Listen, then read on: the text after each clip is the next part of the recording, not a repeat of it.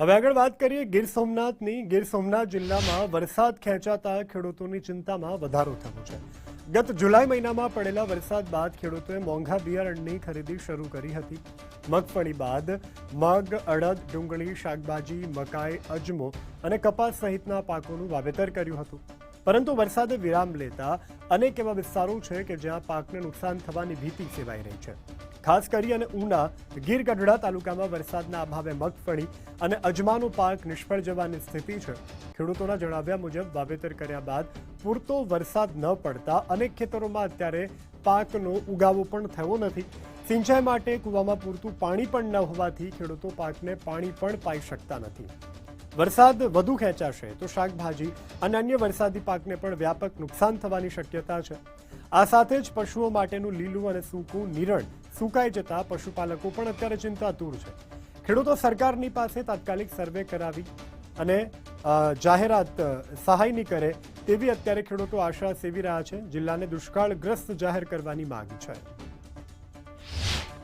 કે વરસાદ અમારે ચોમાસું બેઠું ત્યાંથી આજ સુધીમાં ખેતરની અંદર પાણીનો લીટો પણ આવેલો નથી। એવા હાવ જાવડ ભાવડ વરસાદ થયા છે।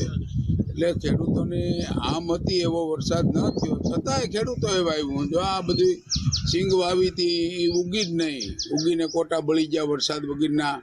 બીજા વાવેતર સોયાબીન છે, એમાં અજમા છે, એમાંય કાંઈ નથી। એટલે ખેડૂતને આ વખતે મરવાનો વારો આવે। જે ગઈ સાલના જે બેંક લેણા છે એ ઉછી ઉધારા કરીને ભર્યા। હવે આવતી સાલ ખેડૂત નવું વાવેતર પણ કરી શકે નહીં એવી પરિસ્થિતિ ખેડૂતોની થઈ છે। વાવણી સિંગ વાવી હતી, અજમા વાવ્યા હતા, સોયાબીન વાવ્યા હતા, પણ માંડવીમાં ને અજમામાં બધામાં વરસાદ નથી। એના લીધે જે બધું મળી ગયું છે,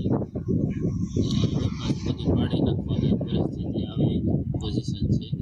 કેટલાનું ખાતર છે તું ને શું છે નુકસાની ખાતરની બિયારણની 1.5 લાખ જેવી નુકસાની છે। અમારા વિસ્તારમાં વાવણી લાયક વરસાદ થયા પછી વરસાદ સતત ખેંચાતો આવ્યો છે।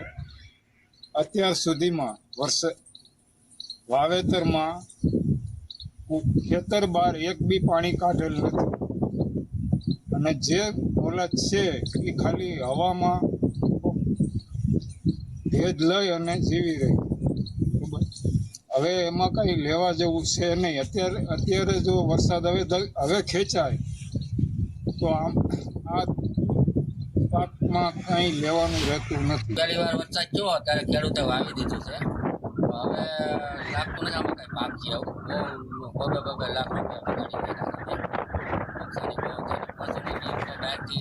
કેમ લાવવી ક્યાં ક્યાં આપણે વાવેતર કરેલા છે અડદ, મગફળી, ડુંગળી, ઘી વવાણા થોડા ઘણા।